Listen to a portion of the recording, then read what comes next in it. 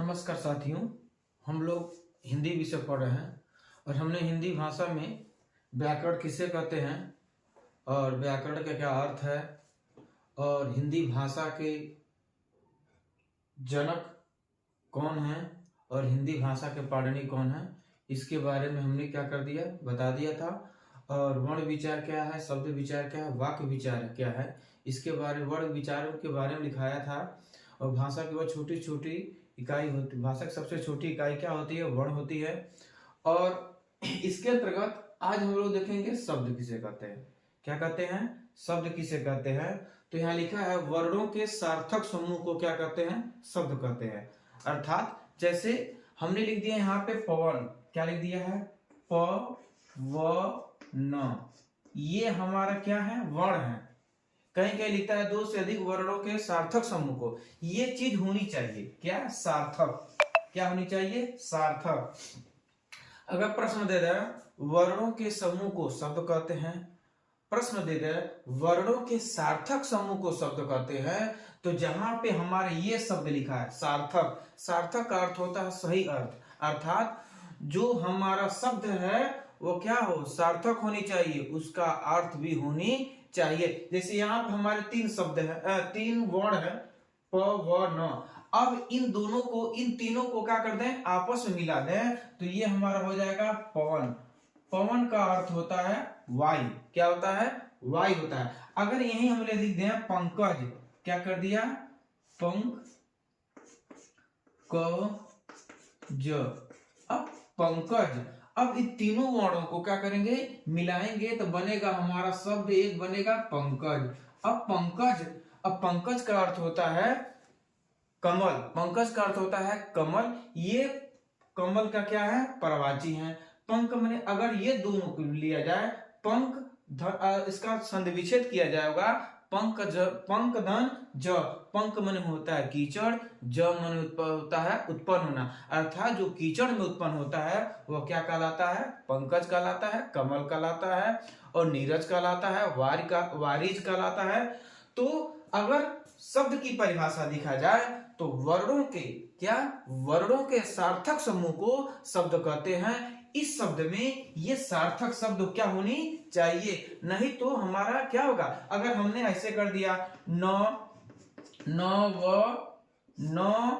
व ज, नवज, अगर हमने कर दिया नवज, अब इसका मतलब क्या होगा, ठीक, अगर इसका अर्थ होगा तो हमारा क्या होगा, सार्थक शब्द होनी चाहिए, तो हमारा शब्द होगा। अगर इसका अर्थ ना हो, जैसे हमने लिख दिया लम, ये हमारे दो शब्द हैं ल और म, और हमने क्या कर, दो वर्ण हैं तो हमने लिख दिया लम, और लम माने क्या होता है, कोई अर्थ नहीं है, अर्थात ये शब्द है लेकिन ये हमारा कौन सा शब्द है, निरर्थक शब्द है। कहने का मतलब ये है वर्णों के सार्थक समूह को क्या कहते हैं, शब्द कहते हैं। और ये इंपॉर्टेंट प्रश्न है कि पूछ दे अर्थ के आधार पे, क्या है, अर्थ के आधार पे भाषा की सबसे छोटी इकाई क्या कहलाती है, तो शब्द कहलाती है। हमने कहा कि अर्थ के आधार पे, या कहीं देता है भाषा के, भाषाई के आधार पर लघुत्तम सबसे छोटी इकाई क्या है, भाषाई के आधार पे सबसे छोटी इकाई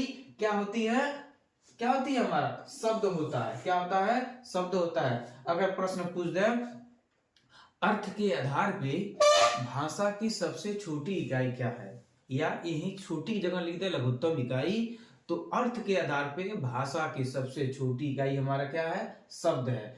अब देखिए, अब कह रहा वाक्य, अब वाक्य किसे कहते हैं, शब्दों के सार्थक समूह को, ध्यान, सार्थक हमें विशेष कर ध्यान देना है। कह रहा है शब्दों के सार्थक समूह को क्या कहलाते हैं, वाक्य कहलाते हैं। क्या कहलाते हैं, वाक्य कहलाते हैं।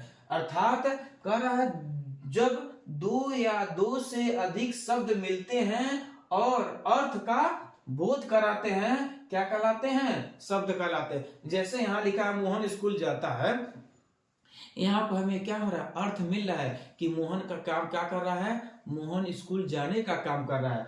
तो यहाँ पे कहीं कहीं दो तरह की परिभाषा आ सकती है। प्रश्न ऐसे आ सकता है शब्दों के सार्थक समूह को क्या कहलाते हैं, ठीक। प्रश्न ऐसे भी आ सकता है जब दो या दो से अधिक शब्द मिलते हैं तो क्या किसका निर्माण करते हैं? शब्द का निर्माण करते हैं कि वाक्य का निर्माण करते हैं कि वाक्यांश का निर्माण करते हैं कि वर्ण का निर्माण करते हैं कि इनमें से कोई नहीं? तो हमारा क्या होगा? हमारा क्या होगा? इस प्रश्न का उत्तर होगा वाक्य। क्या होगा? वाक्य। फिर से हम लोग देखते हैं, प्रश्न है वाक्य किसे कहते हैं?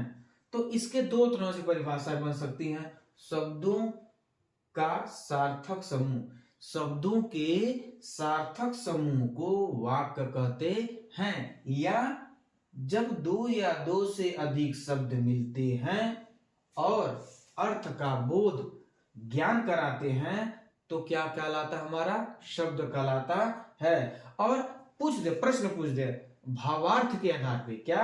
भावार्थ के आधार पे, भाव के आधार पे। क्या? भाव के आधार पे भाषा की सबसे छोटी इकाई क्या कहलाती है? हमारा वाक्य कहलाता है। क्या कहलाता है? ये हमारा वाक्य कहलाता है। अब प्रश्न है वाक्यांश किसे कहते हैं? तो वाक्यांश को तोड़ेंगे तो होगा वाक्य धन अंश। अंश माने होता है भाग। अंश मीन्स क्या होता है? भाग। तो वाक्यांश का अर्थ हुआ वाक्य के भाग। कह रहा है जब दो या दो से अधिक शब्द मिलते हैं, क्या शब्द इसमें भी मिलते हैं परंतु पूरे अर्थ का बोध नहीं करा पाते हैं। जैसे यहाँ पे अर्थ का, वाक्य में अर्थ का बोध कराता था, जबकि वाक्यांश में भी शब्द मिलते हैं परंतु पूरे अर्थ का बोध नहीं कराते हैं। जैसे लिखा है राजा का पुत्र है, पता नहीं फलाने में कि ढकाने में कि चीने में, अर्थात कौन है?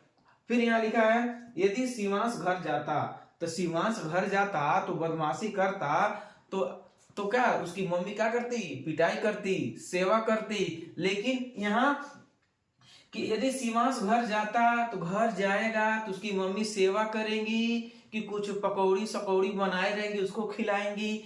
लेकिन इसका क्या है? वाक्यांश में कोई अर्थ नहीं मिल रहा है। जैसे हो जाता ईश्वर पे विश्वास करने वाला, पता नहीं के है ईश्वर पे विश्वास करने वाला कौन है? आस्तिक है कि नास्तिक? अगर अर्थ हो जाता ईश्वर पे विश्वास करने वाला आस्तिक है तो ये हमारा वाक्य बन जाता है। लेकिन यहाँ पे ईश्वर पे विश्वास करने वाला कौन है? आस्तिक है कि नास्तिक है?